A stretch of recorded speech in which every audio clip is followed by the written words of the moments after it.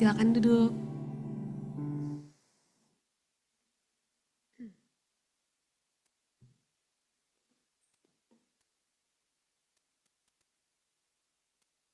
Oke, shalom. Shalom. Oke.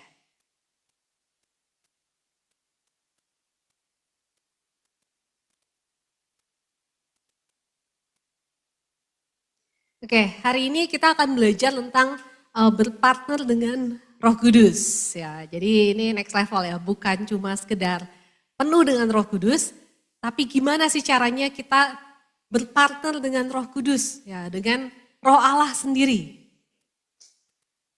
Nah, sebelumnya saya ajak kita untuk buka Yohanes 14 ayat 16 sampai 17. Yohanes 14 ayat 16 sampai 17 saya bacakan. Aku akan minta kepada Bapa dan Ia akan memberikan kepadamu seorang penolong yang lain supaya Ia menyertai kamu selama-lamanya, yaitu Roh kebenaran. Dunia tidak dapat menerima Dia sebab dunia tidak melihat Dia dan tidak mengenal Dia. Tetapi kamu mengenal Dia sebab Ia menyertai kamu dan akan diam di dalam kamu. Ya, jadi Bapa di surga memberikan kepada kita Roh Kudus, ya, kepada setiap pribadi, ya. Jadi each one of you. Jadi nggak ada yang namanya, saya udah lahir baru, udah percaya, ya tapi kayaknya yang namanya kepenuhan Roh Kudus tuh nggak buat semua orang. Salah ya, itu dusta. Ya, di sini Yohanes 14 ini perkataan Tuhan Yesus menjelang dia akan disalibkan dan mati dan bangkit ke surga. Jadi ini kata-kata terakhirnya dia. Ya, terus Yesus bilang, aku akan pergi kepada Bapa, ya, tapi aku akan minta kepada Bapa seorang penolong yang lain, yaitu Roh Kudus. Nah, Roh Kudus itu akan menyertai kamu selama-lamanya. Kalau kita ingat amanat agungnya Tuhan Yesus, ya, di kalimat terakhir di Matius 28 ayat 20 itu dibilangin, dan aku menyertai kamu sampai kesudahan zaman. Aku menyertai kamu senantiasa sampai akhir zaman. Nah, gimana bentuk penyertaan Tuhan Yesus? Melalui Roh Kudus. Ia memberikan Roh Kudus buat setiap kita, bukan cuma punya, tapi Tuhan mau itu penuh. Ya, jadi jangan puas dengan kan namanya karunia, ada yang dapat, ada yang enggak, suka-suka Tuhan dong. Salah. Malah kalau gitu kau enggak tahu apa kesukaan Tuhan. Ya, di sini Tuhan bilang, aku akan minta kepada Bapa seorang penolong yang lain bagimu. Ya, enggak mungkin Tuhan kasih Roh Kudus tuh setengah-setengah. Ya, Tuhan tuh sediakan penuh. Enggak ada yang namanya cuma setengah, seperempat, sepertiga gitu ya. Tuhan kita tuh gak pernah setengah-setengah. Kita lihat lagi di Kisah Para Rasul 2 ayat 17 sampai 18.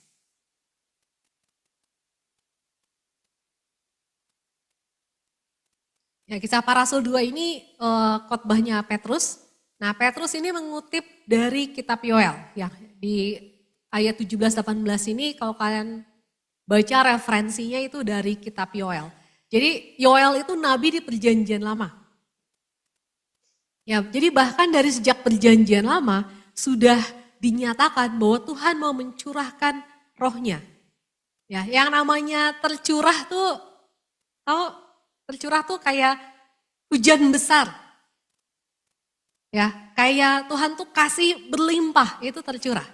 Ya, jadi bukan hanya sekedar saya kasih air, yaudah segini ya cukup gitu. Nggak, kalau tercurah tuh kayak apa ya? Kayak satu gentong gitu terus dibanjurin ke hidupmu, nah itu tercurah. Nah itu yang Tuhan berikan buat setiap kita.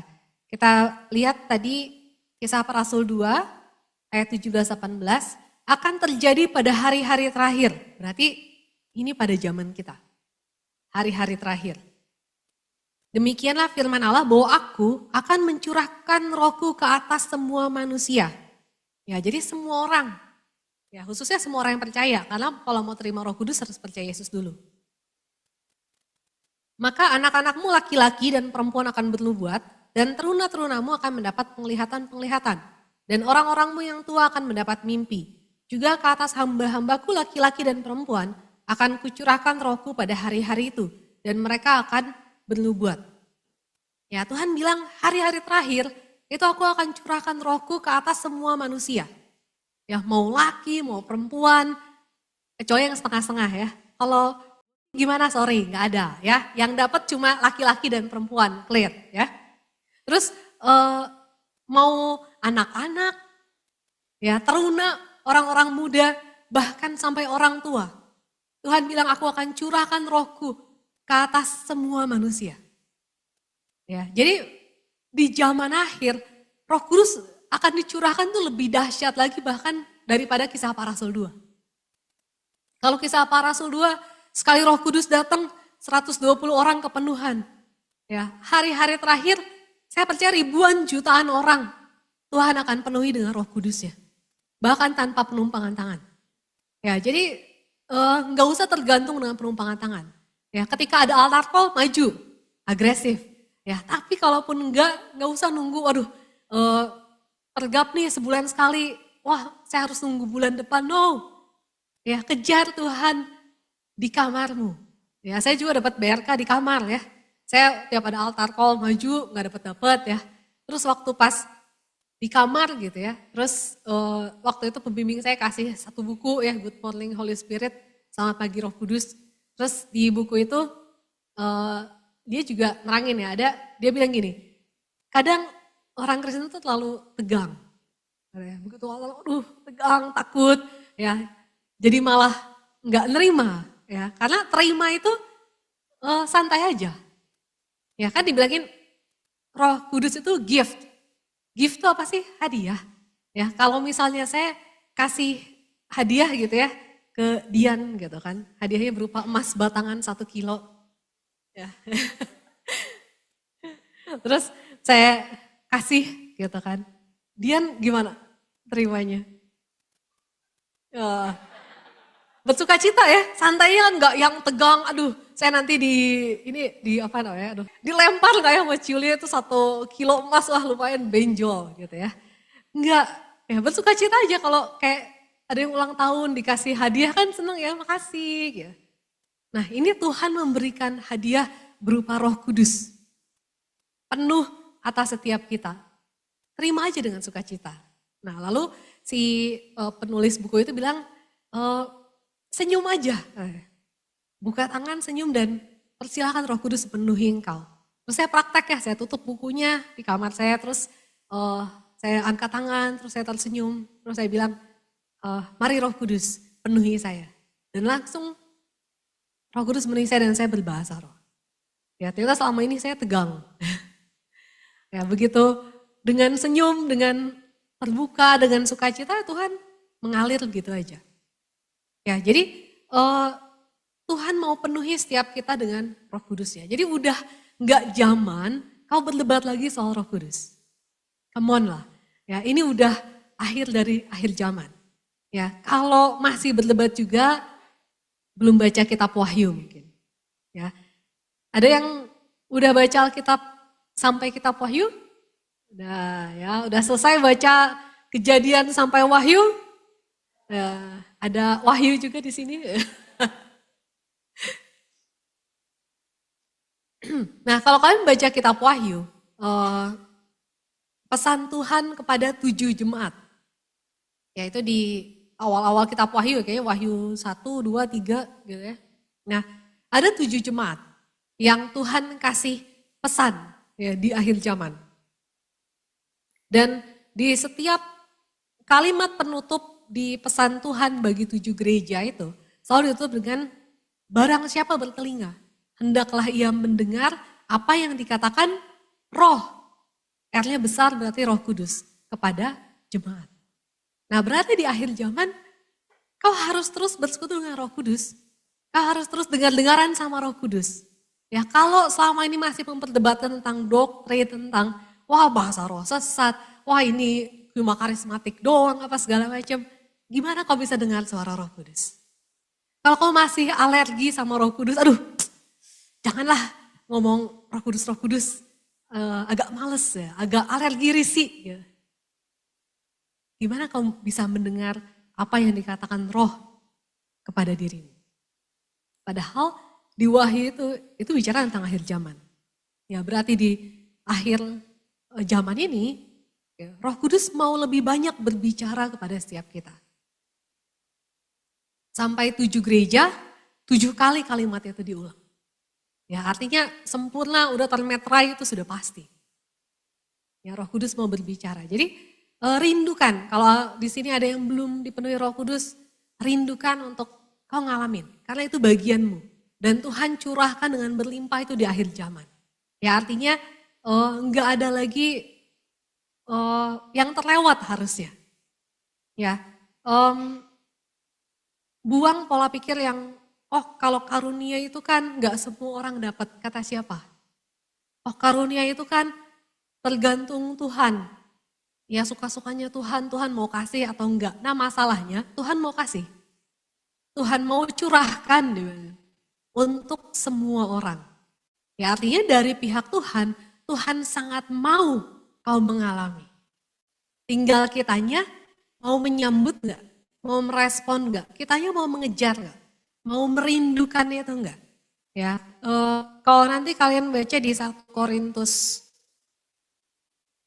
14 kalau nggak salah ya, kan 12, 13, 14 itu bicara tentang karunia roh ya, 13 tentang kasih, 14 tentang karunia roh, terus Paulus bilang gini, kejarlah kasih itu dan usahakanlah dirimu memperoleh karunia-karunia roh.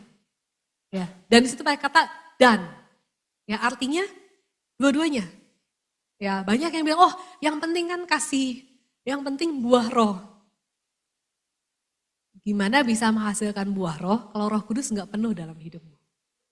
Kita nggak bisa menghasilkan buah roh dengan usaha kita sendiri. Namanya juga buah roh. Buah roh itu artinya karya Roh Kudus dalam diri kita. Gimana Roh Kudus bisa berkarya dengan maksimal kalau kau nggak mengizinkan Roh Kudus penuh dalam hidupmu? Izinkan dia memenuhi hidupmu, maka buah roh itu akan semakin banyak muncul. Ya, makanya Paulus bilang kejarlah kasih itu dan usahakanlah dirimu memperoleh karunia-karunia roh. Gimana mengusahakannya? Mengejar, minta, rindukan. Itu cara mengusahakannya. Ya, cara mengusahakannya kita nggak nyogok Tuhan pakai Tuhan saya kasih persembahan 1 miliar biar saya dapat karunia roh. Salah ya, nanti dimarahin kayak Simon ya, itu ada di Kisah Para Rasul ya. Simon si mantan penyihir ya mau coba-coba bayar karunia nggak bisa ya. Diperolehnya dengan hati. Ya, diperolehnya dengan kerinduan. Nah, kenapa Tuhan mau setiap kita penuh dengan Roh Kudus? Ya, kenapa di hari-hari terakhir sangat penting untuk kita penuh dengan Roh Kudus? Kepenuhan Roh Kudus itu starting point-nya sebenarnya. Ya, jangan berhenti di event. Jangan berhenti di pengalaman. Oh ya, saya dapat baptisan Roh Kudus waktu retreat kemarin. Saya dilawat, saya rebah, saya bersuka cita, nangis-nangis ya, meler-meler semua. Oke, puji Tuhan. Hari ini masih dipenuhi Roh Kudus? Hari ini masih mengalami jamahan Roh Kudus? Nah, jangan berhenti. Ya, jangan berhenti di pengalaman, jangan berhenti di event gitu kan. Tapi rindukan setiap hari Roh Kudus melawatmu. Ya, rindukan setiap hari Roh Kudus memenuhi setiap kita. Kenapa? Next. Ya, kita lihat di Efesus 2 ayat 10.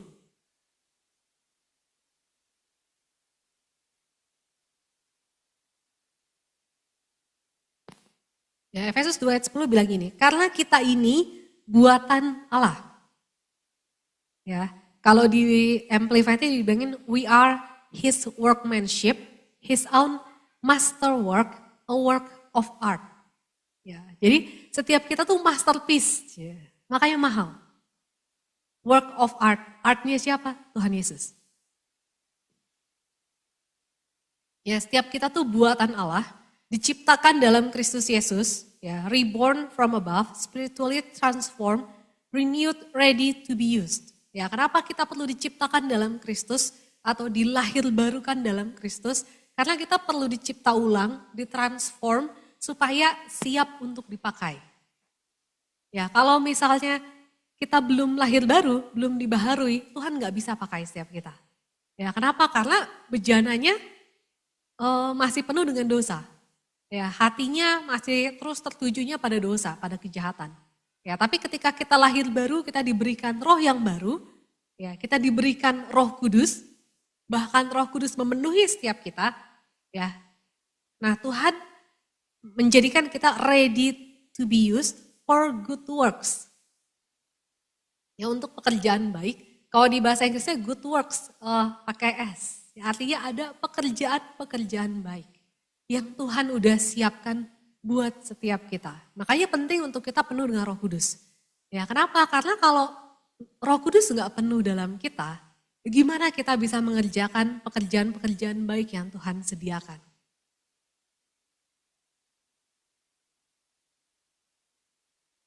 Yeah, taking paths which he said so that we would walk in them, living the good life which he prearranged and made ready for us. Ya, living the good life.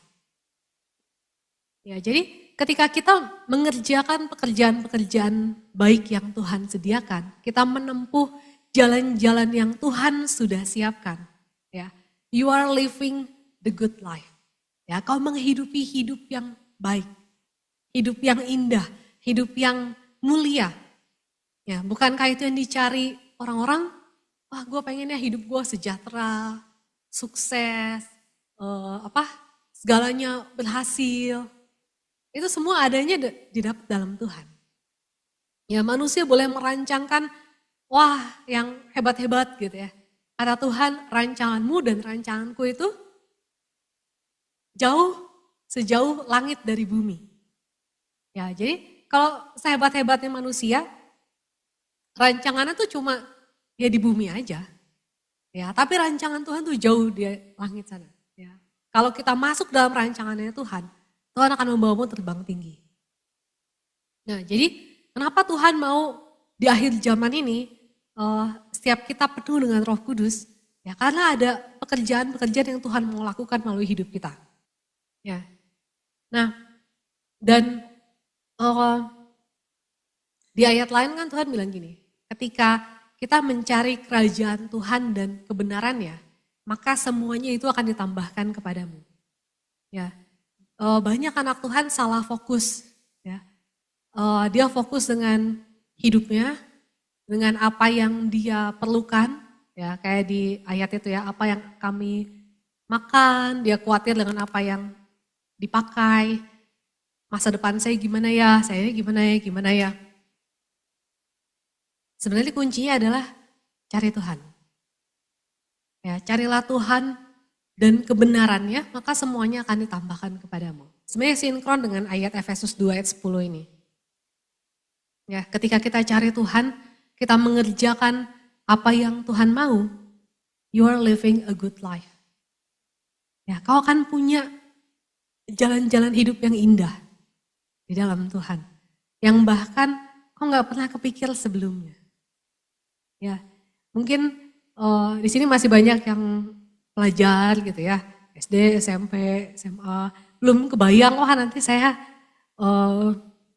kerja ngapain ya? Ya, saya juga dulu waktu sekolah nggak pernah kebayang kerja di bank ya kan, gitu. Ya, tapi kalau saya flashback, kalau bukan Tuhan yang tangkap saya, wah udah hancur-hancuran lah. Ya, udah nggak tahu saya di mana. Gitu. Tapi ketika kita memutuskan untuk masuk dalam rancangannya Tuhan, itu jauh lebih indah. Ya, jadi ketika kita memberikan diri untuk dipimpin oleh Tuhan, kau masuk mengerjakan apa yang Tuhan mau, Tuhan akan mengubahkan jalan-jalan hidupmu. Ya, yang tadinya mungkin kau lihat masa depan, wah suram, masa depan saya kayaknya, wah nggak ada jalan, mentok buntu. Ya, masuklah dalam pekerjaan-pekerjaan baik yang Tuhan siapkan. Karena di situ Tuhan juga siapkan jalan hidup yang terbaik dari Tuhan. Yang mungkin kita nggak ngerti dengan logika kita. Ya, tapi mulai dari Tuhan, aku mau ya masuk dalam jalan-jalannya Tuhan. Oke, next.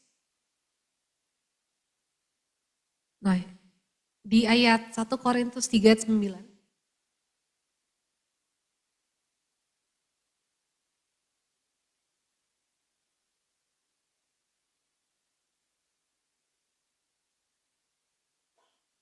Karena kami adalah kawan sekerja Allah, kamu adalah ladang Allah, bangunan Allah. Ya. We are fellow workmen, joint promoters, laborers together with and for God. Nah jadi kenapa tadi Tuhan mau curahkan rohnya ya kepada setiap kita, dan penting untuk kita ngalamin kepenuhan Roh Kudus dan terus dipimpin Roh Kudus, karena tadi ada pekerjaan-pekerjaan baik yang Tuhan mau lakukan melalui hidup kita, ya, dan kita ini Tuhan tetapkan menjadi rekan sekerja Allah, tadi ya, partnernya Tuhan. Ya, jadi bukan hanya sekedar orang percaya, bukan hanya sekedar diselamatkan, bukan hanya sekedar dimuridkan, ya, tapi Tuhan mau kita jadi rekan sekerjanya Tuhan. Nah, kalau rekan sekerja kan berarti ada yang dikerjakan dong. Nah, ada pekerjaan-pekerjaan yang Tuhan mau lakukan bareng kita. Apakah itu? Coba next.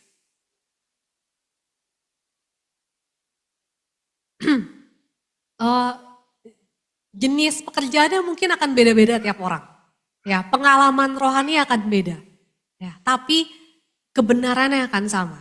Ya, kalau misalnya di sini ada yang belum dapetin visinya, wah Tuhan panggil saya untuk satu visi ini.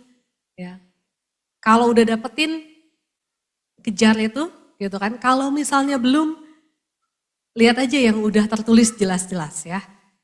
Matius 28 ayat 19 sampai 20. Ada satu orang yang bacain?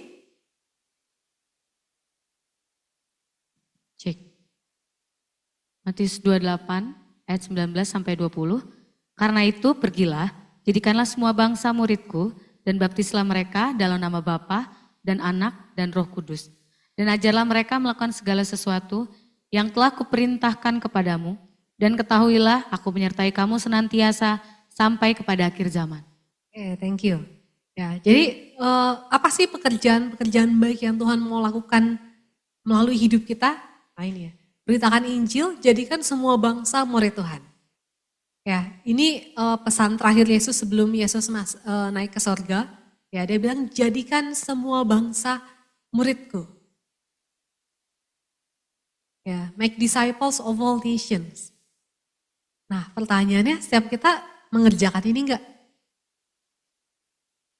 Ya, kalau masih, ya kan pemuridan tuh pilihan, saya nggak bisa maksa orang. Nggak usah maksa sih, beritain Injil aja, terus muridkan, ya kan. Kadang terlalu banyak, apa ya, enggan atau berbantah-bantah, lakuin dulu aja. Ya, ternyata banyak kok yang mau dimuridkan. Ya banyak kok yang rindu untuk dimuridkan. Ya nggak usah pusing dengan yang nggak mau. Ya kalau misalnya, oh saya udah coba ajakin tapi orang yang nggak mau, move ke orang lain. Masih banyak di luar sana yang mereka menanti-nanti untuk Injil itu nyampe di hidup mereka dan ada yang memuridkan mereka. Ya dan ini misi yang Tuhan Yesus kerjakan dan murid-murid kerjakan dan Tuhan perintahkan untuk kerjakan sampai kepada akhir zaman. Ya karena ada penutup ya kan, aku menyertai kamu sampai kesudahan zaman. Artinya sampai akhir zaman Tuhan mau kita terus melakukan ini. Pergi, beritakan Injil, jadikan semua bangsa murid Tuhan. Ya jadi yang namanya discipleship itu nggak akan bulukan, ya nggak akan expired sampai akhir zaman. Tuhan Yesus udah kasih ininya ya, sudah menetapkan itu ya, aku menyertai kamu sampai kepada akhir zaman. Ya, artinya ya pemuridan akan terus ada sampai akhir zaman. Lakukan.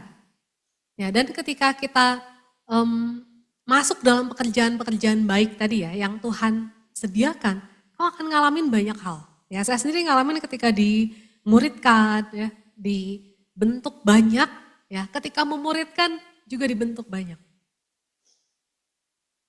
Ya, dan ketika ngalamin dimuridkan dan memuridkan, itu tuh akan impact bahkan ke bidang hidup lainnya. Ke pekerjaan, ya, ke pergaulan, semuanya akan berimpact. Ya, bahkan apa yang gini ya, apa yang kau hidupi dalam firman, mungkin di pemuridan, di persekutuan, itu akan kepake nanti ketika kau kerja, ketemu orang, harus presentasi mungkin di depan BOD, BOC, ya, kepake. Ya, harus interview kerja, kepake. Yang marketing harus jualan, kepake. Ya, yang IT, ya accounting, whatever. Ya, firman Tuhan itu akan mempengaruhi seluruh kehidupanmu. Ya, bagaimana kau bergaul, bagaimana kau mendapatkan pasangan. Itu semua akan diubahkan oleh firman Tuhan. Ya, dan tadi, you are living a good life. Ya, kau nggak akan hidup dengan sembarangan, nggak akan sembrono.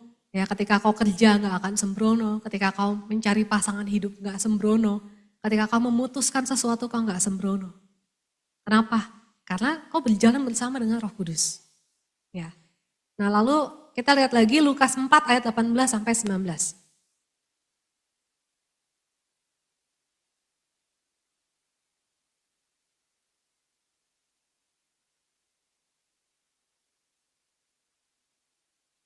Roh Tuhan ada padaku. Oleh sebab ia telah mengurapi aku untuk menyampaikan kabar baik kepada orang-orang miskin, dan ia telah mengutus aku untuk memberitakan pembebasan kepada orang-orang tawanan dan penglihatan bagi orang-orang buta, untuk membebaskan orang-orang tertindas, untuk memberitakan tahun rahmat Tuhan telah datang. Nah, ini ayat yang Yesus state kembali, kutip ya dari perjanjian lama, dari Yesaya kalau nggak salah. Nah, ini yang terjadi ketika Roh Allah ada padamu dan Roh Allah mengurapimu. Roh Allah penuh atasmu, Roh Allah mengurapimu, maka kau akan memberitakan kabar baik pada orang-orang miskin. Ya, kau akan, kalau di bahasa Inggrisnya itu ada heal the broken hearted. Kau akan memulihkan orang-orang yang hatinya hancur. Kau akan melepaskan orang-orang tertawan. Kau akan melepaskan orang-orang yang tertindas. Ya, kau akan melepaskan orang-orang yang terikat. Ya, dan memberitakan tahun rahmat Tuhan telah datang. Ya, dan ini bukan cuma di persekutuan doang, ya, bahkan di luar sana. Ya, kau ketemu orang mungkin di sekolah, di kampus, di kantor, di arisan, ya, reuni. Nah, akan ada orang-orang yang butuh dilepaskan, ada orang-orang yang butuh dipulihkan, ada orang-orang yang butuh dikeluarkan dari tawanan. Ya mungkin secara fisik bukan napi ya, bukan di penjara, tapi hidupnya terpenjara. Terpenjara terikat sama dosa, terpenjara sama masa lalu, terpenjara sama hutang-hutang. Ya. Nah, ketika kau penuh dengan Roh Kudus dan pengurapan Tuhan mengalir atasmu, Tuhan akan pakai kau untuk melepaskan orang-orang itu. Melangkahlah. Ya, bersama dengan Roh Kudus. Ya, jadi jangan berpikir, oh yang bisa ngusir setan, yang bisa melayani kelepasan cuma kakak-kakak doang, Kak Dian, Bang Josia, ya, kakak-kakak yang lain, ketua-ketua persekutuan, no, setiap kita. Gimana caranya? Minta Roh Kudus memenuhi dan mengurapimu. Ya, Yesus pun ketika dia melayani, Yesus bilang oleh karena Roh Allah mengurapi dia. Ya, kalau kita pengen berjalan sama seperti Yesus berjalan, kan pengen ya, ada baru nyampe ke Gerasa, ya, udah disambut sama legion, ya, orang yang kerasukan. Ya, kebayang kalau misalnya Bang Erik ya, begitu nyampe ke Garut, nah Yesus kan Gerasa ya. Bang Erik nyampe ke Garut, wah disambut sama legion, gitu. Oh, ada yang kerasukan. Tengking, ya, tapi nggak ada 2000 babi, ya mungkin bebek ya ada di sana, enggak. Nanti bebek nggak bisa nyemplung ya dia berenang ya, nggak akan tenggelam ya. Ya, diusir, orangnya jadi waras, jadi saksi Kristus ya si orang gila itu kan begitu diusir setannya, saya nggak bilang semua orang gila kerasukan setan ya, tapi ada orang gila yang disebabkan karena kerasukan setan. Contohnya orang Gerasa itu. Ya, ketika roh jahatnya diusir sama Tuhan Yesus, dia menjadi sadar, ya, terus Dia kan mau ikut Tuhan Yesus, Tuhan saya mau ikut. Gitu kan. Terus kata Tuhan, enggak, kamu pulang ke rumahmu, pulang ke kampungmu dan ceritakan apa yang Tuhan perbuat atas hidupmu. Ya akhirnya dia jadi saksi Kristus kan, dia menceritakan apa yang Yesus perbuat di hidupnya. Dan itu tak terbantahkan. Semua orang tahu ini orang gila yang tinggal di kuburan, yang udah dirantai nggak bisa dirantai lepas lagi gitu kan. Nggak ada yang bisa menjinakannya gitu kan. Mau pakai pawang kobra nggak bisa ya. Udah bukan kobra dia ya. Orang ya. Tapi hari ini jadi sadar ya itu nggak terbantahkan. Ya, jadi rindukan itu terjadi. Gimana caranya? Sama seperti Yesus ya. Roh Tuhan Allah ada padamu. Dan minta pengurapan Tuhan mengalir. Ya maka kau akan melakukan pekerjaan-pekerjaan yang ajaib bersama dengan Tuhan. Kisah Para Rasul 1 ayat 8.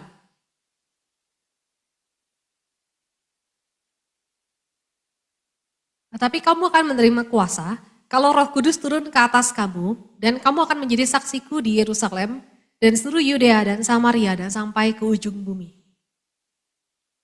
Ya, kenapa kita perlu dipenuhi oleh Roh Kudus? Ya, supaya kau bisa menjadi saksi Tuhan sampai ke ujung-ujung bumi. Bumi itu mana sih ujungnya?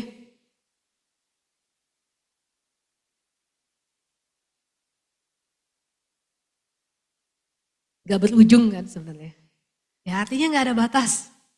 Gak ada ujungnya ya, kau bisa menjadi saksi Kristus. Kemanapun kau bisa, mau ke pedalaman Afrika, mau ke pedalaman Garut tadi ya. Mau ke pedalaman Tokyo gitu ya. Mau ke pedalaman Amerika ya, pedalaman Papua. Kau bisa jadi saksi Kristus. Ya, nggak usah nunggu, wah saya mau nabung dulu nih mau ke pedalaman Tokyo ya. Nggak usah ya, nggak usah nunggu itu. Ya nabung aja silahkan gitu ya. Tapi jadi saksi Kristus dimanapun. Jangan batasi. Ya, gimana caranya supaya saya bisa jadi saksi Kristus, minta Roh Kudus memenuhimu. Ya, karena saya dibilangin kamu akan menerima kuasa kalau Roh Kudus turun ke atas kamu dan kamu akan menjadi saksiku. Ya, jadi harusnya kalau kita dipenuhi Roh Kudus, kau akan menjadi saksi Tuhan, kau akan memberitakan Injil dengan penuh kuasa. Ya, kalau masih takut-takut, nah minta Roh Kudus, oh Tuhan penuhi saya mau memberitakan Injil dengan kuasa, dengan berani. Ya, dan kau akan lihat bagaimana batasan-batasan itu akan mulai kau terobos. Yang selama ini mungkin nggak berani PI ke banyak orang, tiba-tiba Tuhan Tuhan bawa kau ke kondisi di mana kau harus PI ke tiba-tiba ratusan orang. Tiba-tiba di kantor ya suruh pimpin doa, mungkin ya lagi meeting kick off misalnya ya, 500 orang aja. Dia panggil lah ya, suruh doa, terus suruh bagiin siraman rohani misalnya ya. 10 menit aja, waduh 10 menit mau khotbah apa? Sombong ya, bisa. Ya, saya pernah baca kesaksiannya Reinhard Bonnke. Ya, kalau ada yang punya bukunya itu Even Greater. Nah, itu ada salah satu kisahnya dia khotbah di diskotek. 5 menit. Ya, jadi suatu ketika dia pakai mobilnya, dia berhenti satu tempat. Nah, ternyata tempat itu di seberangnya itu ada diskotek ya. Tahu diskotek kan ya, tempat dugem ya. Gitu. Terus klub malam. Terus dia lihat orang-orang keluar masuk di situ. Terus Tuhan bilang, masuk Reinhard. Terus Tuhan bilang, waduh Tuhan saya kan hamba Tuhan ya. Apa kata orang ya, saya pendeta masuk ke situ. Terus Tuhan bilang, apa? Lihat aja. Terus dia masuk, dia lihat, terus dia berbelas kasihan lah kepada orang-orang di situ ya. Yang datang karena kosong hatinya. Makanya cari yang jedak-jeduk ya, biar rame. Tapi sebenarnya hatinya kosong. Terus karena dia berbelas kasihan, dia cari siapa yang punya tempat diskotik itu? Dia bilang, kasih saya 5 menit, saya mau khotbah di sini. Ada yang mau coba? Mungkin mau datang ke tempat apa? Ya, terus beneran bikin persekutuan doa ya di situ. Bagus sih, bagus ya. Ya, terus ya GTTA lah ya, tahu-tahu aja ya. Terus si Reinhard ini ya memang ini ya, dia gak mikir lah, pokoknya terobos aja, Roh Kudus dorong, melangkah aja. Ya, dia bilang ke owner si diskotik itu, saya cuma minta waktu 5 menit. Dan dikasih dong, ya. Oleh karena Roh Kudus pasti ya, kalau bukan karena Roh Kudus gak akan mau ya, nanti gak laku diskotik ya. Terus dikasih kayaknya minggu depannya atau beberapa hari kemudian, oke, 5 menit doang ya, 5 menit. Terus dia datang, ya musik diberhentikan, terus dia khotbah 5 menit, khotbah lahir baru. Ya, 5 menit doang, termasuk altar call, ya, termasuk tantangan lahir baru. Ya, dan satu diskotik itu terima Yesus. Ya, jadi nggak ada batasan kamu menjadi saksi Kristus. Ya, saya nggak bilang, oh kalau gitu mari kita datengin tempat diskotik. Ya, kapasitasnya udah kayak Reinhard belum ya? Jangan sampai ke sana malah mabok ya. Mulai keseret ikut-ikutan. Ya kan mulai ini aja maksudnya gini. Even though kok cuma dikasih waktu 5 menit, 10 menit. Ya tadi ya misalnya tiba-tiba disuruh sama kantor ya sama bos. Coba tolong berikan sepatah 2 patah kata siraman rohani. Ya di hari Natal ini misalnya, gitu kan. Wah di tengah-tengah ratusan orang, ya jangan sibuk, aduh saya undang Kayorga aja deh untuk khotbah ya, gitu.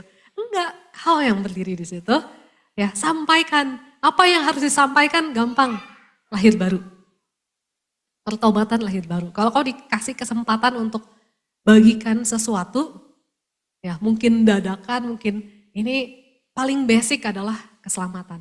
Ya itu batu pertama yang harus diletakkan. Makanya Yesus dibilang batu penjuru itu batu pertama yang diletakkan sebelum batu-batu lain didirikan. Ya jadi sebelum pengajaran-pengajaran lain kau bagikan, ya yang harus pertama diletakkan adalah Yesus sebagai batu penjuru, keselamatan. Ya, bagikan tentang keselamatan. Tantang lahir baru. Ya. Jadi jangan malah hanya sekedar ya Tuhan Yesus berkati ya semuanya, God bless you. Udah jangan ya, beritakan tentang keselamatan. Ya karena tadi Tuhan mau pakai kita jadi saksi Kristus sampai ke ujung bumi. Artinya gak ada batasan. Ya, next. Nah, kalau kita mau bergerak bersama dengan Roh Kudus, ya apa yang bisa terjadi? Kita lihat Kisah Para Rasul 8 ayat 4. Ya, boleh satu orang bacakan? Kisah Para Rasul 8 ayat 4 sampai 8. Mereka yang tersebar itu menjelajah seluruh negeri itu sambil memberitakan Injil. Dan Filipus pergi ke suatu kota di Samaria dan memberitakan Mesias kepada orang-orang di situ. Ketika orang banyak itu mendengar pemberitaan Filipus dan melihat tanda-tanda yang diadakannya, mereka semua dengan bulat hati menerima apa yang diberitakannya itu. Sebab dari banyak orang yang kerasukan roh jahat keluarlah roh-roh itu sambil berseru dengan suara keras, dan banyak juga dari orang lumpuh dan orang timpang yang disembuhkan. Maka sangat besarlah sukacita di dalam kota itu. Oke, thank you. Nah, ini Filipus ya. Filipus ini bukan rasul. Filipus ini salah satu dari diaken yang dipilih ya. Dia angkatannya Stefanus. Nah, lalu setelah Stefanus dibunuh kan penganiayaan terjadi. Lalu murid-murid tuh menyebar lah gitu kan. Jadi nggak ngumpul di Yerusalem. Mereka nyebar ke kota-kota, desa-desa sekelilingnya. Nah, si Filipus ini sampai di Samaria. Nah, tapi ini bedanya orang yang dipenuhi Roh Kudus ya. Meskipun dikejar-kejar, dianiaya, di setiap tempat yang murid-murid datangi, tetap beritakan Injil. Ya, termasuk si Filipus ini. Ketika dia sampai di Samaria, dia beritakan Injil dan satu kota itu menerima Yesus. Ya, jadi ketika kita dipenuhi Roh Kudus dan kita mau bergerak bersama dengan Tuhan, ya, kau akan bergerak beritakan Injil. Itu nggak mungkin nggak mungkin tertahankan, gitu. Karena Roh Kudus akan terus bergerak, gitu, menjangkau orang. Nah, sama seperti si Filipus ini, dia pergi beritakan Injil, ada orang-orang yang percaya, bahkan ada tanda-tanda yang menyertai. Ya, ada yang dilepaskan, ada orang lumpuh disembuhkan, ya, dan sangatlah besar sukacita dalam kota itu. Satu kota. Filipus ini menggenapi yang sama Rasul 1 ayat 8 ya. Kau akan menjadi saksiku di Yudea, di Samaria. Dia udah nyampe tuh ke Samaria. Ya, ada KKR di Samaria. Ya. Nah, dan itu nggak hanya berhenti di Filipus, nggak hanya berhenti di sini. Sampai hari ini pun kita bisa ngalamin. Ya, dimanapun kau berada, ya mungkin ada yang karena pekerjaan harus pindah kota, atau kalau karena menikah harus pindah kota, pindah negara. Ya, dimanapun kau berada, tetap beritakan Injil. Ya, dan Tuhan kasih janji akan ada orang-orang yang menerima Injil itu. Ya, akan ada orang-orang percaya yang akan menerima Injil yang kau beritakan. Ya, bahkan Tuhan akan menyertai dengan tanda-tanda yang ajaib. Rindu kan, wah Tuhan, saya belum pernah ngalamin nih, saya beritain Injil, ada yang kelepasan, atau ada kesembuhan, minta. Ya, karena itu bagian kita. Markus 16 ayat 17 sampai 18.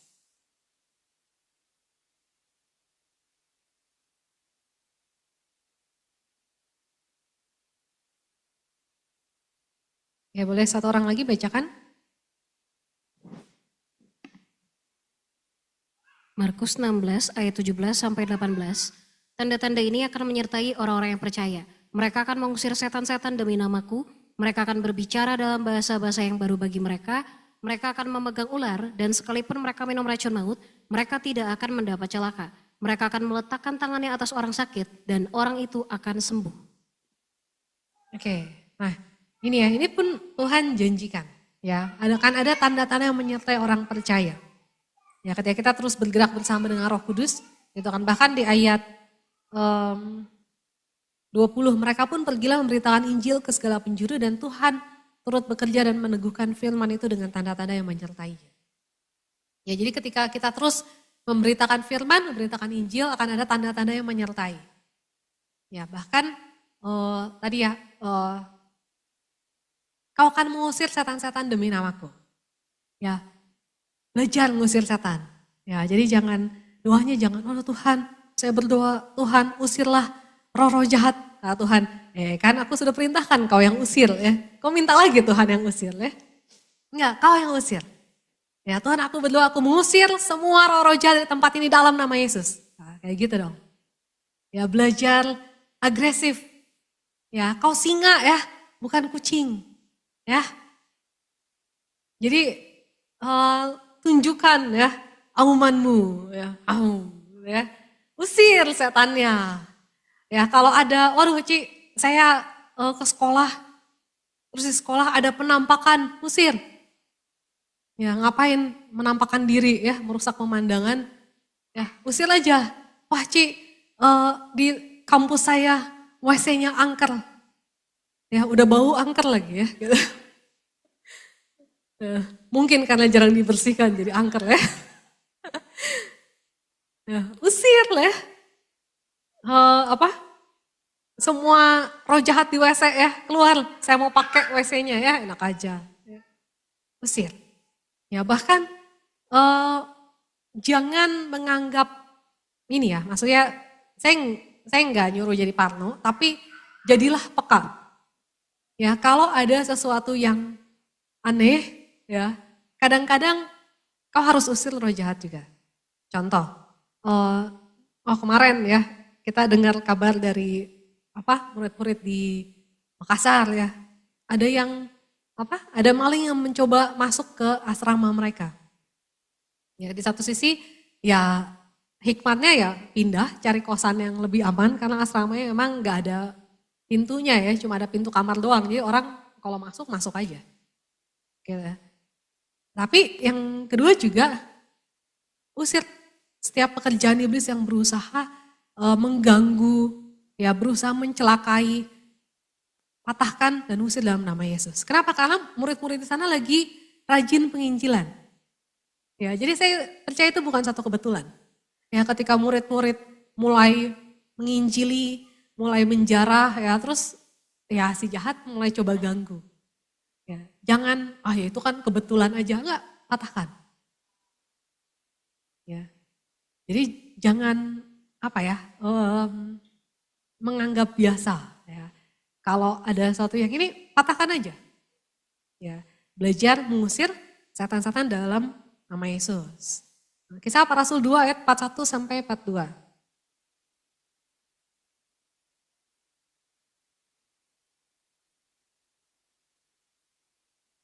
Ya, boleh satu orang bacain?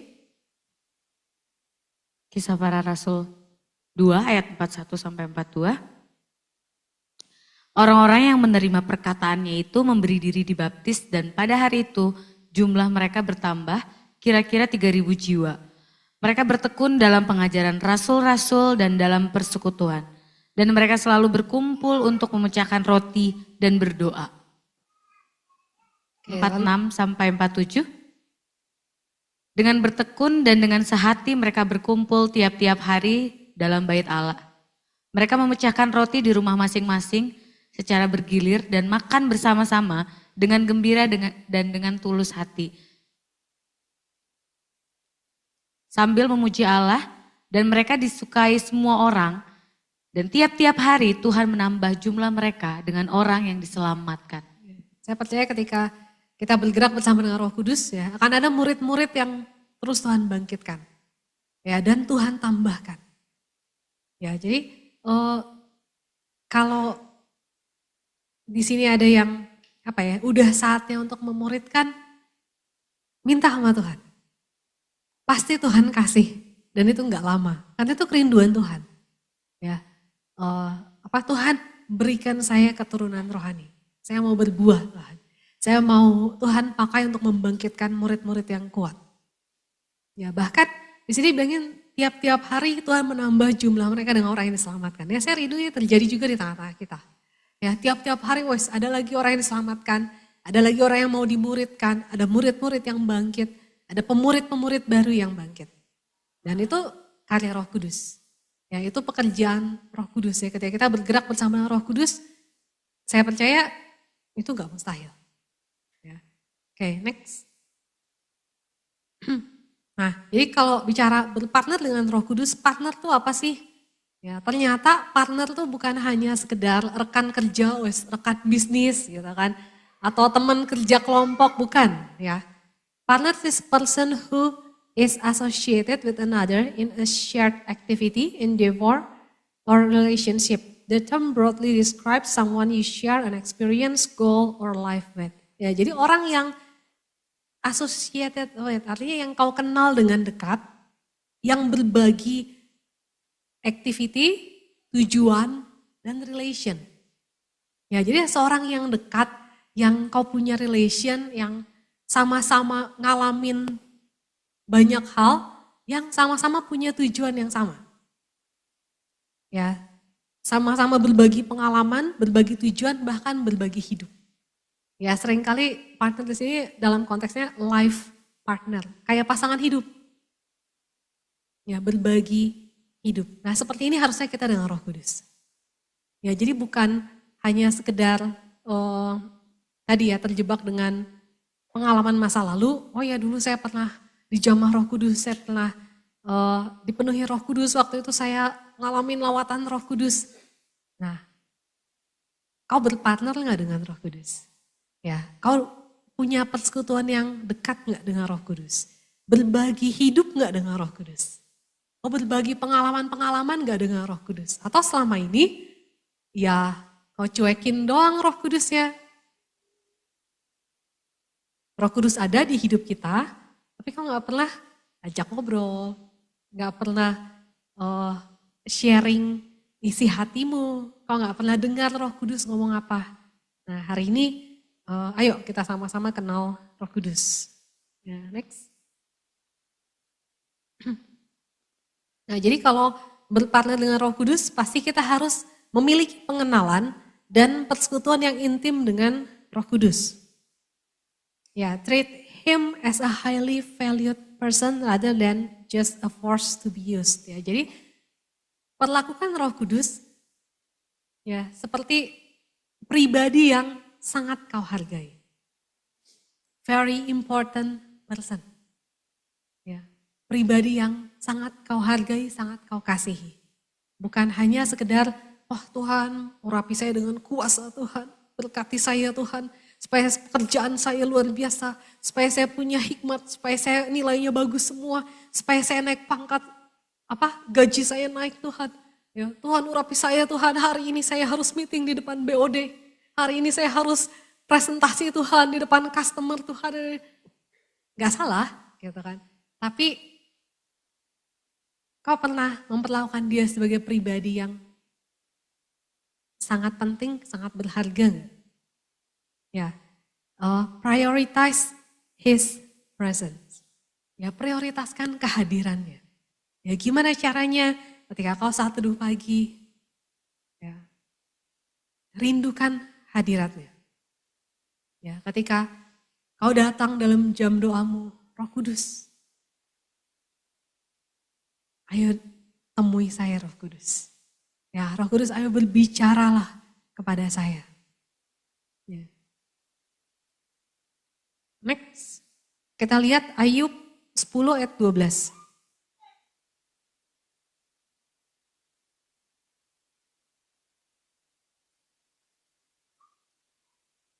Ya, kalau di bahasa Indonesia bilangnya gini, hidup dan kasih setia kau karuniakan kepadaku dan pemeliharaanmu menjaga nyawaku. Nah, tapi kalau lihat di KJV, King James Version, ada yang menarik ya. Thou hast granted me life and favor, and thy visitation hath preserved my spirit. Kunjunganmu memelihara rohku. Nah, rindukan Holy Spirit visitation. Ya, kunjungan Roh Kudus di kamar doamu pribadi. Ya, kapan terakhir Roh Kudus mengunjungimu? Ya, kau ngalamin lawatan Roh Kudus, kunjungan Roh Kudus. Kalau belum pernah rindukan. Ya, kapan saya ingat ya sekian tahun yang lalu ada seorang kakak rohani. Dia nanya gini, Yuli, kapan terakhir kamu ngalamin jamahan Roh Kudus? Saya mikir, kapan ya? Oh, bulan lalu kok. Waktu itu ada ibadah ini. Terus saya ngalamin lagi itu habis capek banget, saya waktu itu udah kerja belum ya? Kuliah ya. Pokoknya lagi itu saya habis capek banget gitu kan. Terus saya datang ke ibadah itu, terus saya disegarkan itu seperti air dingin gitu kan. Kayak sungai yang dingin mengalir dan saya disegarkan sampai ke fisik. Terus si Koko itu bilang, oke, tapi yang saya tanya bukan itu. Yang saya tanya adalah di kamarmu pribadi, kapan terakhir kamu ngalamin jamahan Roh Kudus? Saya mikir, kapan ya? Belum pernah ternyata. Ya. Terus dia bilang gini, nah itu yang membuatmu gak kuat. Ya. Gak kuat memegang firman, gak kuat dalam Tuhan. Ya. Apa yang harus dilakukan? Nah waktu itu pendisiplinan buat saya, lepas semua pelayanan. Ya. Lalu berpuasa cari Tuhan. Nah terus, waduh lepas pelayanan ya. Saya waktu itu latih dance di gereja ya. Masa lalu ya. Wah dulu ya, seneng ya jadi dancer dulu ya. Nah, Tuhan suruh lepas. Ya udah. Oke Tuhan, lepas gitu kan. Yang jalan waktu itu hanya PA ke bawah doang. Ya, sisanya saya lepas semua ya. Semua pelayanan ini ya, ramai-ramai hura-hura itu saya lepas. Terus saya mulai berpuasa waktu itu cari Tuhan. Ya. Dan Tuhan mulai melawat. Ya. Jadi Tuhan tuh nggak tertarik dengan dengan banyaknya aktivitas, banyaknya pelayanan kita, ya Tuhan tuh tertarik dengan hati yang mencari Dia. Makanya waktu pas Maria dan Marta, ya kan, Marta tuh kan dibilangin sibuk, ya bahkan Tuhan bilang gini, Marta, Marta, kamu menyibukkan dirimu dengan banyak hal. Ya, terus kecapean sendiri. Ya, jadi Tuhan gak tertarik dengan kesibukannya Marta. Terus Tuhan bilang, Maria lah mengambil bagian yang terbaik, yang gak akan diambil daripadanya, yaitu apa? Duduk dekat kaki Tuhan. Kenapa? Karena Maria hatinya mencari Tuhan, merindukan Tuhan, dan dia dapat bagian yang terbaik. Ya, jadi jangan sampai kita kehilangan bagian yang terbaik, duduk di kaki Tuhan, mendengar suara Tuhan, karena kita sibuk memikirkan banyak hal, sibuk mengerjakan banyak hal yang Tuhan gak suruh. Ya. Jangan sampai Tuhan awalnya bilang Marta, Marta. Jadi Yuli, Yuli. Ya. Ngapain ya Aiman ya. Sibuk, tepuguh. Ya. Ngapain kau sibuk tapi sebenarnya Tuhan gak suruh. Ya malah kehilangan bagian yang terbaik. Nah jadi jangan sampai kita kehilangan bagian yang terbaik. Apa? Kunjungan Roh Kudus. Tuhan berbicara, kau mendengar Tuhan berbicara. Tadi ya saya balik lagi ke Wahyu 7 gereja. Terus Tuhan bilang, barang siapa bertelinga baiklah ia mendengar apa yang Roh katakan kepada jemaat. Nah jangan sampai kau kehilangan apa yang Roh Kudus mau katakan kepadamu. Ya, dan di Ayub ini dibilangin, thy visitation had preserved my spirit. Ya, kunjungan rohmu memelihara rohku. Ya, kunjungan Roh Kudus itu memelihara hidup kita, memulihkan sebenarnya. Ya, jadi kalau kau terasa lelah, ya, mungkin kau udah lama gak ngalamin kunjungan Roh Kudus. Ya, ada satu hamba Tuhan bilang gini, ketika roh kita kering, ya, jiwamu akan kelelahan. Ya, jadi kalau rohnya kering, jiwamu pasti lelah. Nah, jadi kalau jiwanya lelah, seringkali kita salah nangkep. Wah, saya butuh healing. Saya butuh break dulu nih, terlalu sibuk, udahlah saya mau cuti PA dulu. PA yang disalahin ya. Jadiin kambing hitam, udah Kak, saya mau cuti PA dulu ya. Coba lihat di Alkitab, pernah Kak Petrus cuti PA ya? Gak pernah ya. Lu kira cuti hamil ya kan? Cuti PA gitu. Kak, saya cuti PA dulu, saya lelah. Saya exhausted, saya mental breakdown ya. Kelelahan, burnout, saya burnout. Saya nggak mau, saya off semuanya, saya off pelayanan, saya off ke kampus, saya off kerja ya. Saya off PA juga, saya off persekutuan, saya butuh waktu sendiri, saya butuh healing. Nah itu sebenarnya rohnya yang kering. Ya, jiwanya jadinya lelah. Ya, jadi sebenarnya kalau jiwamu mulai lelah, itu udah alarm. Oh, roh saya kering. Ya, makanya Yesus bilang kan, marilah kepadaku semua yang letih lesu dan berbeban berat, aku akan memberikan kelegaan kepadamu. Ya, di ayat yang lain, Mazmur 23, dibilangin kan, ya Tuhan adalah gembalaku yang baik, aku takkan kekurangan. Ia membawaku ke padang berumput hijau, ia membaringkan aku di air yang tenang, ia menyegarkan jiwaku. Ya, he restored my soul. Ya, di mana jiwa kita disegarkan, dipulihkan ketika kau ada di padang berumput hijau dan air yang tenang. Itu bicara hadirat Tuhan dan firman Tuhan. Ya, padang berumput hijau itu kan makanan domba. Ya, itu bicara kau diberi makan oleh Tuhan. Ya, dan air membaringkan aku di padang berumput hijau dan di tepi saya lupa ya, air yang tenang. Ya, itu bicara hadirat Tuhan, itu bicara Roh Kudus. Ya, jadi kalau jiwamu lelah, yang dicari bukan healing, ya.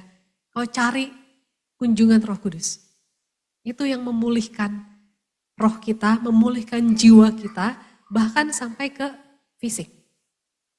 Ya, jadi jangan salah kaprah ya, iblis tuh kadang suka, wah berarti kamu selama ini kebanyakan aktivitas, memang Jevo itu terlalu sibuk ya, harus ikuti ini, ikuti itu ya. Makanya kan kamu jadi kelelahan, udah off aja semua ya. Lebih baik kamu sekarang perhatikan kesehatan mental ya, healing ke Bali ya, healing ke mana? Terus saya lupa ya, pokoknya itulah, healing ke pantai-pantai ya kan, healing ke Singapura, healing ke Jepang segala macam. No, ya kau tertipu. Ya, ketika jiwamu lelah, kau perlu kunjungan Roh Kudus. Ya, kunjungan Roh itu yang menyegarkan jiwa kita, memelihara hidup kita. Oke, next. Nah, kalau mau berpartner dengan Roh Kudus, nah kita juga perlu miliki ini. Terima firman dengan responsif dan lembut hati.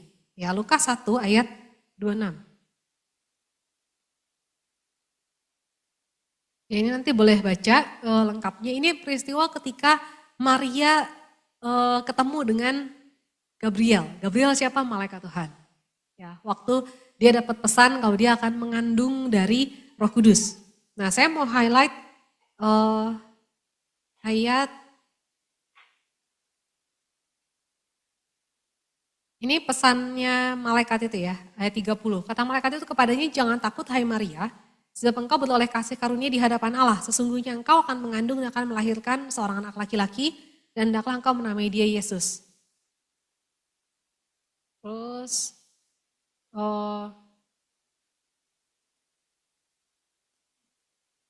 ayat 35, jawab malaikat itu kepadanya, Roh Kudus akan turun ke atasmu dan kuasa Allah yang maha tinggi akan menaungi engkau. Sebab itu anak yang akan kau lahirkan itu akan disebut Kudus anak Allah.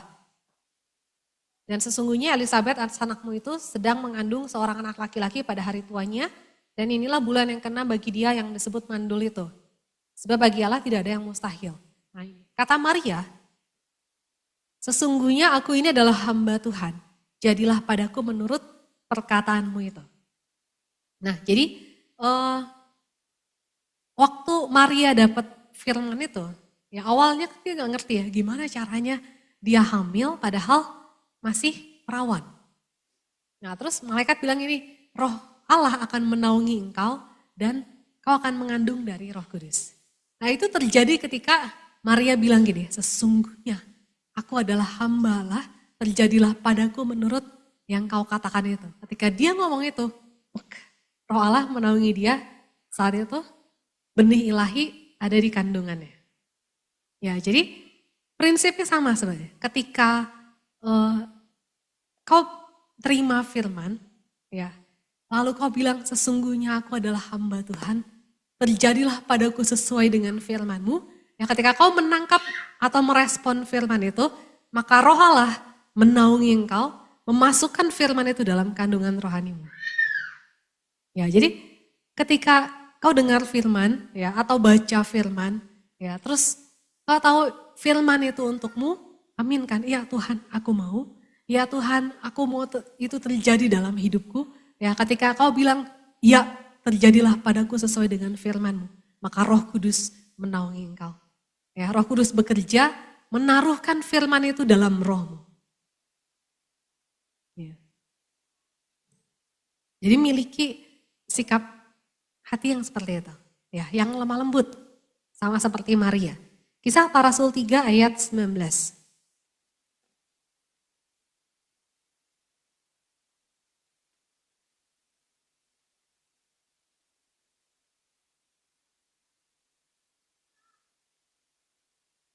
Sampai 20. Ya, kalau di bahasa Indonesia bilangnya gini, karena itu sadarlah dan bertobatlah supaya dosamu dihapuskan, agar Tuhan mendatangkan waktu kelegaan dan mengutus Yesus yang dari semula diuntukkan bagimu sebagai Kristus. Nah, saya bukakan yang KJV. Dan KJV juga bolehlah. Repent therefore and be converted, that your sins may be blotted out, so that times of refreshing may come from the presence of the Lord, and that he may send Jesus Christ who was preached to you before. Ya, saya mau highlight kalimat times of refreshing may comes from the presence of the Lord. Ya, waktu kelegaan, ya, atau waktu penyegaran, kekuatan yang baru itu datang dari hadirat Tuhan. Ya, tapi didahului dengan pertobatan. Ya, di ayat 19 ya, bertobat supaya dosamu diampuni, maka kau akan mengalami time of refreshing from the presence of the Lord. Ya, jadi kalau tadi bicara kunjungan roh, aduh kenapa ya saya kok nggak ngalamin Roh Kudus melawat saya ya? Nah, coba cek ada nggak dosa yang belum kau bereskan? Ya, atau ada hal yang Tuhan sudah suruh kau lepas. Mungkin bukan dosa, ya, tapi satu hal ini Tuhan udah suruh kau lepas, kau belum lepas-lepas. Nah, bertobat. Ya, karena kalau ada yang kau pegang dengan kuat lebih dari Tuhan, seringkali itu udah jadi berhala. Ya, mungkin bukan dosa ya, tapi hobi misalnya. Tuhan udah suruh stop. Ya, atau Tuhan udah suruh lepaskan, tinggalkan. Belum dilepas-lepas, belum ditinggalkan. Gimana mau ngalamin lawatan Roh Kudus? Ya, kalau kau benar-benar rindu ngalamin Tuhan, bertobat. Ya, lepaskan, tinggalkan. Ya, kalau ada dosa yang masih disembunyikan, udah berhenti. Ya, akui di hadapan Tuhan, ya, cerita sama pembimbing, ya biar benar-benar pulih. Ya, lalu kau akan ngalamin bagaimana kau dipulihkan dalam hadirat Tuhan. Ya, time of refreshing comes from the presence of the Lord. Ya, rindukan hadirat Tuhan itu ada di kamarmu. Ya, nggak perlu nunggu persekutuan, ya. Bukan berarti nggak usah datang persekutuan, ya. Tapi masa mau cuma seminggu sekali atau sebulan sekali? Enggak, ya. Tiap hari Roh Kudus sudah ada kok dalam dirimu. Ya, tinggal tadi ya, datang dengan hati yang bertobat, rindukan Tuhan. Ya, jadi terima firman dengan lembut hati, mudah bertobat, rela melepaskan pola pikir lama atau hal-hal yang enggak berkenan, dan bersegera melakukan firman. Ya, bersegeralah melakukan firman, jangan tunda-tunda. Ya, minta Roh Kudus mewahyukan firman-Nya. Nah, jadi ketika Roh Kudus mengunjungimu, ya, gak mungkin dia gak bicara sesuatu. Ya, pasti ada firman yang dia wahyukan. Ya, ketika kau disegarkan dalam hadirat Tuhan, ya pasti ada firman yang Tuhan lepaskan. Ya, sama kayak Maria duduk dekat kaki Yesus, kan Yesusnya nggak diem doang. Yesusnya kan menyampaikan firman, dan Maria mendengarkan dan menangkap firman itu. Nah, jadi pasti ada firman yang Tuhan wahyukan. Rindukan, Tuhan bicaralah sesuatu lewat firman ini, aku mau mengerti. Ya Tuhan, saya punya masalah ini Tuhan, wahyukan firman-Mu, kehendak-Mu apa Tuhan. Ya, jadi alami bahwa Tuhan itu hidup dan firman-Nya hidup. Ya, dan Tuhan tuh enggak pelit ngomong. Ya, kalau Tuhan pelit ngomong, Alkitab kita enggak 66 kitab. Ya, mungkin cuma 10 kitab doang gitu kan, kalau Tuhan irit ngomong. Itu aja nggak ditulis semua katanya kan. Kalau ditulis semua nggak cukup lah seluruh bumi ini menulis apa yang Tuhan kerjakan dan Tuhan bicarakan. Ya, artinya Tuhan secerewet itu.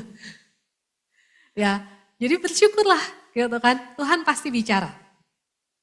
Oke, next. Ya, belajar taati dorongan-dorongan kecil dari Roh Kudus. Nah, pengen peka, ikutin dorongan dari Roh Kudus. Sekecil apapun itu. Ya, selama bukan dosa, selama nggak melanggar prinsip firman, nggak melanggar prinsip kebenaran, lakukan.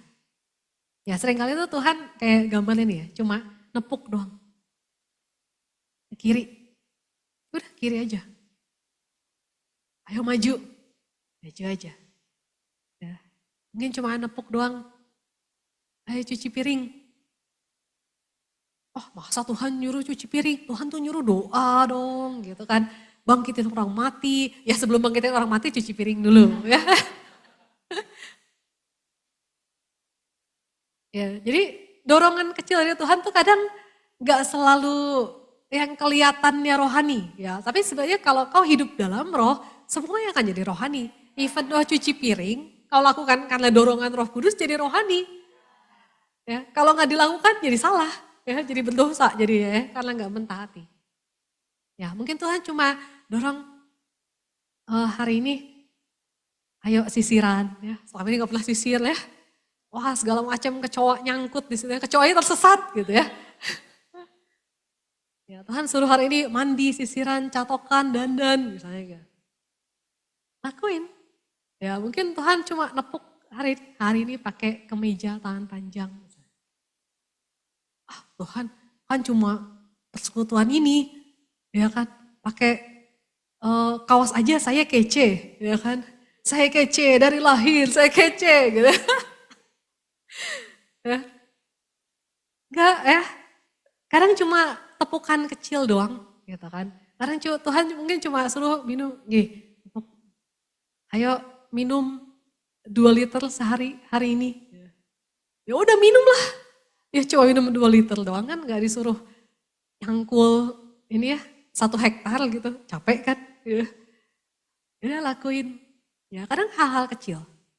Ya tapi kalau itu bukan dosa, lakukan aja. Seringkali itu pelatihan dari Roh Kudus. Ya lagi di kamar, ya apalagi cuma di kamar ya, kamar sendiri. Lagi doa, lagi nyembah Tuhan. Terus Tuhan suruh angkat kedua tangan. Satu tangan cukuplah kali Tuhan. Ya belajar taati. Tuhan suruh bersujud. Ya, Tuhan suruh lompat-lompat, tapi cuma kamar sendiri. Ya nanti latihannya setelah itu persekutuan ya. Ayo lompat-lompat gitu kan. Aduh Tuhan, ginilah Tuhan, itu jinjit ya. Lompat itu kakinya ya lepas dari tanah itu ya, itu baru lompat ya. Kalau masih nempel tuh baru jinjit-jinjit doang ya. Nah, jadi taati dorongan dari Roh Kudus ya. Nanti Tuhan akan dorong lagi misalnya ayo sapa si Bapak ini gitu kan. Setelah sapa ayo doakan Bapak ini injili. Pelatihannya tuh dari hal-hal kecil itu. Ya dan bersegeralah untuk taat. Ya, secepat kau taat, secepat itu kau bertumbuh. Ya, secepat kau taat, secepat itu Tuhan akan membuatmu semakin peka. Amin. Oke, next. Ya, terakhir. Nah, latihan. Ya, exercise authority and power. Ya, kan di ayat yang lain bilangin anak Tuhan yang dewasa tuh yang terlatih panca inderanya. Ya, yang namanya senjata tuh harus latihan. Ya, kalau hari ini tiba-tiba Kak Rahel ya dikasih senapan, saya nggak tahu lagi jenis senapan ya, kasih basoka, ya dia harus latihan cara menggunakan basoka, ya nggak bisa, apa nih, coba-coba jeder ya, ya atau Bang Josia tiba-tiba dikasih katana, tahu ya katana yang pedang samurai itu ya, berat itu. Ya. Kalau mau terlatih mahir gitu kan menggunakan pedang itu, jadi harus latihan. Ya, tiba-tiba gitu ya, Shem dikasih perisai. Perisainya yang dari ini ya, perunggu full, gitu. Berat itu, berapa kilo mungkinnya itu. Dia harus latihan ya. Tiap hari angkat perisai gitu ya sampai keker gitu kan. Harus latihan. Ya, jadi anak Tuhan juga sama ya. Ayo latihan. Kita lihat lagi tadi ayat yang Markus 16 ayat 17 sampai 18. Oke, kita baca bareng-bareng ya. 1, 2, 3. Tanda-tanda ini akan menyertai orang-orang yang percaya. Mereka akan mengusir setan-setan demi namaku. Mereka akan berbicara dalam bahasa-bahasa yang baru bagi mereka. Mereka akan memegang ular dan sekalipun mereka minum racun maut, mereka tidak akan mendapat celaka. Mereka akan meletakkan tangannya atas orang sakit dan orang itu akan sembuh. Amin. Ya, jadi praktekkan. Ya, beritain Injil. Ya, praktek. Doain orang sakit. Ya, usir setan-setan. Apalagi tadi? Bangkitin orang mati. Ya, gimana caranya, Ci? Praktekin. Kalau ada yang ngelayat, ya. Nggak apa-apa, praktekin, ya. Bangkit dalam nama Yesus. Kalau nggak bangkit gimana? Kalau bangkit gimana? Heboh, ya kan? Tapi udah latihan, udah praktek, ya. Ada yang sakit, tumpang tangan, gitu kan? Ada, aduh, saya kok ngerasa merinding, tapi nggak enak perasaannya. Ya, kayaknya ada roh jahat lewat, usir. Ya belajar, gitu kan? Urapi kamar, ya urapi rumah. Kalau misalnya Ci, kalau WC di sekolah angker gimana? Nggak apa-apa, urapi aja. Ya. Kantor, ya tunggu aja antara kau pulang terakhir atau kau datang paling awal. Ya, doakan. Ya, saya percaya doamu itu berkuasa. Doa setiap kita berkuasa. Saya pernah doain kursi anak-anak di tim saya. Ya, saya doakan. Gitu kan. Dan beberapa di antara mereka tuh ada yang terkenal ngeyel. Sebelum join di tim saya. Gitu kan. Jadi saya join ke perusahaan yang baru, terus udah gitu timnya itu ya saya given. Ya, jadi member timnya ya given. Jadi dari tim lain ada yang ditransfer ke tim saya gitu kan. Terus saya mendapat wejangan-wejangan dari bos sebelumnya yang menghandle orang ini. Wah dia tuh begini gitu kan. Jadi intinya saya dikasih 2 orang yang dianggap underdog. Underdog tuh ya, jadi 2 orang dianggap nggak perform, nggak bagus, senior tapi ngeyel gitu kan. Terus dikasih ke tim saya. Oke. Dan saya nggak komplain, nggak apa-apa. Saya dikasih orang jenis apapun silahkan. Ya, aku terima. Ya, dan aku doakan. Ya, terus saya doakan juga kursi meja mereka dan saya berdoa Tuhan, saya mau ketika mereka ada di tim saya, mereka berbuah. Nggak peduli mereka dianggap dulu nggak perform, nggak apa. Ketika di sini, biarlah Tuhan yang membuat mereka berbuah. Terus ya, dan benar Tuhan buat berbuah, bahkan berubah orangnya. Yang saya amazed sendiri gitu, yang satu orang ini bahkan usianya lebih tua dari saya, sekian tahun. Terus orang ini dikenal ngeyel. Ya, kata itu atasan saya yang bilang, ya dia tuh seton kemarin tuh marah banget sama dia, tiap diomongin ngebalas terus semuanya segala macam gitu. Nah terus saya ajak dia ngobrol, apa sih sebenarnya terjadi tahun lalu gini, wah panjang lah dia ngomong segala macam. Terus ya udah saya nggak bahas tahun lalu, pokoknya tahun ini kita kerjain gini. Nah terus berapa hari kemudian ketika kita ngobrol, terus dia bilang gini, dia berstatement, Hil pokoknya lu ngomong apa gue ikut. Ya, terus pokoknya itu mirip Petrus ya. Karena kau mengatakannya aku akan lakukan. Beneran gitu. Dia habis baca Alkitab atau gimana gitu ya. Ya tapi dia ngomong gitu. Pokoknya ya udah pokoknya gue ikut aja, lu ngomong apa ya gue lakuin. Mana ngeyelnya ya. Terus sampai atasan saya bilang, gimana orang ini? Kayak ngeyel enggak? Enggak tuh. Kayak, terus enggak rese orangnya, enggak ngelawan? Enggak. Gak ada ngelawan-ngelawan ya, malah bilang saya ngomong apa dia ikutin dan benar dia ikutin. Ya jadi itu kuasa doa. Ya jadi ketika kau berdoa untuk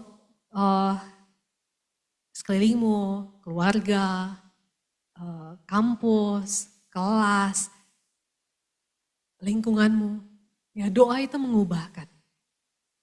Ya mungkin di rumah ya ada mungkin kakak adik, wah berantem terus segala macam, wah ada anak susah diatur, doakan.